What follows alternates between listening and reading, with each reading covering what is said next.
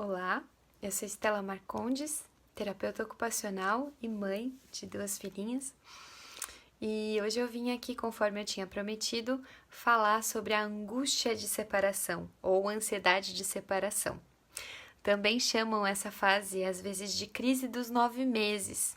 Se você tem filhos que já passaram dos 9 meses, mais velhos do que 9 meses, você deve se lembrar, a grande maioria das mães, dos pais falam, nossa senhora, que foi o salto de desenvolvimento ou a fase mais desafiadora da criança, que mais demorou para passar. Da minha filha mais velha, que hoje tem 3 aninhos, eu conto para vocês que, gente, ela começou, foi assim, uma semana antes dela completar 9 meses, o sono mudou, o comportamento mudou, enfim, e durou, assim, parecia interminável, durou uns 40 dias de uma forma muito significativa, com o sono bagunçado, com outros ritmos dela bagunçados, com uma dependência bem intensa da mamãe, né? Então era só sair de perto que era aquela, né? E da minha filhinha mais nova, a Sol, que agora tá com 10 meses, ela começou numa fase bem parecida do que a Flora, eu acho que, só que talvez um pouquinho depois, assim que completou 9 meses, e durou bem, acho que quase um mês também.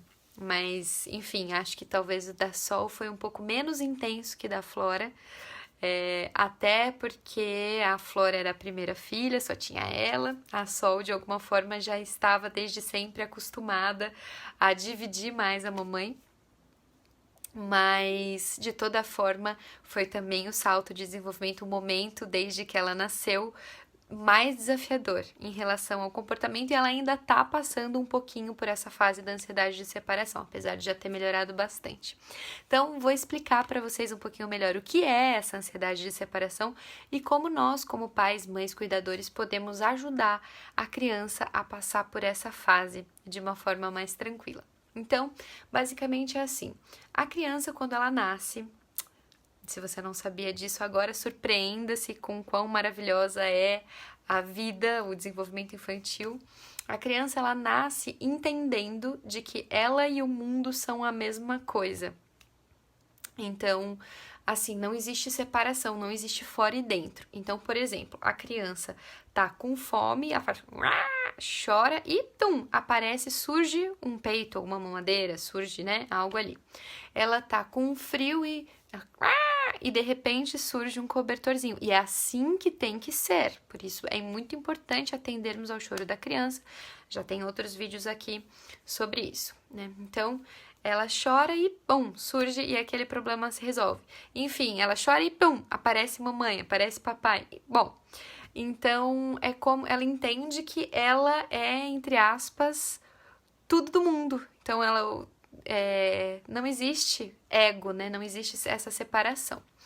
Aí, quando vai chegando lá perto dos 9 meses, não é uma marca assim cravada, né? Tem crianças que um pouco antes, tem crianças que um pouco depois, e lembrando que o fato de isso ser antes ou depois não tem nada a ver com ser melhor ou pior, com a criança ser mais evoluída ou menos evoluída, enfim, característica da criança, né?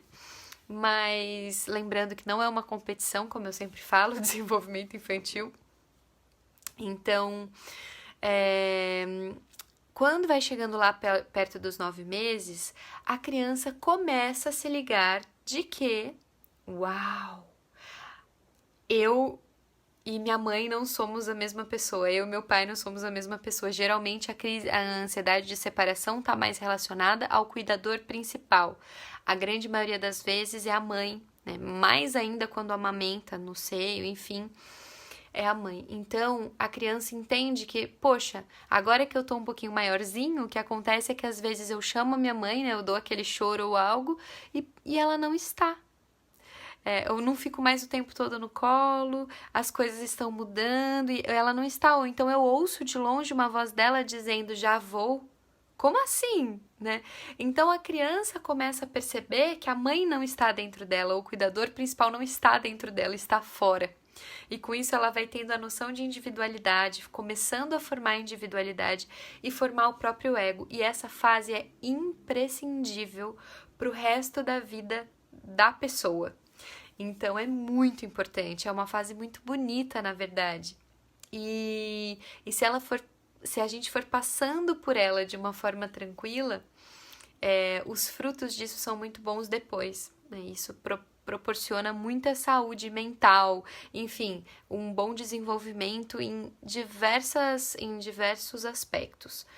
Então, como que a gente pode ajudar a criança nesse momento? Primeira coisa de pensar é que muitas vezes nessa fase o sono da criança fica atrapalhado e se outro adulto vai lá atender, como o pai, por exemplo, ou enfim, uma avó, alguém, a criança geralmente chora mais ainda, parece aquela coisa, né? Só serve a mãe. A mãe sai de perto, fecha a porta do banheiro e enfim, algumas crianças que já falam mamã, né? Falam mamã. Outro dia eu pus aqui nos stories um vídeo exatamente disso. Eu pretendia ter feito esse vídeo que eu tô fazendo agora antes. Então eu pus nos stories um vídeo que eu tinha entrado no banheiro e meu marido filmou. A Sol foi engatinhando e começou a bater na porta assim, mamã, mamã. Isso também mostra um pouquinho que ela já tá passando por essa fase da ansiedade de separação, porque ela já entende que mesmo sem ver a mamãe continua existindo, né? A mamãe está atrás da porta. E, enfim, consegue chamar por mim, inclusive. Mas durante a angústia de separação, a ansiedade de separação, o que acontece é como antes desse período, dos 9 meses, a criança parece que assim, a minha mãe não está ali, eu não vejo minha mãe, ela não existe. Ela desapareceu, ela não consegue entender que a mãe existe, ela só não está ali naquele momento. Então, como você pode fazer para ajudar a criança? Primeiro, sim, é uma fase que a criança precisa de mais atenção da mãe ou do cuidador principal. E não dá pra gente deixar de dar, é importante dar, brincar bastante corporalmente com a criança, né? Brincar bastante antes da hora de dormir, com bastante toque corporal, fazer massagem se puder, Chantala, já tem vídeo aqui também, porque ajuda a criança a sentir essa nossa presença. À noite, é importante nessa fase, a criança chorou, nossa, tô cansada, já fui várias vezes, mas é importante ir. Daí você me diz assim, mas aí a mãe vai e o pai vai e a criança chora mais ainda, então é melhor o pai não ir? Não, é bom que o pai vá, ainda que a criança chore um pouco mais e depois espera um pouquinho com o pai ali e a mãe vai também. Porque é muito saudável nessa fase a gente sim proporcionar para a criança o que ela precisa, que é a segurança de ver que a mamãe, que o cuidador principal estão ali. Mas, da mesma forma, entender, ela conseguir ter essa separação suficiente para entender que quando o outro não está, não é que ele desapareceu.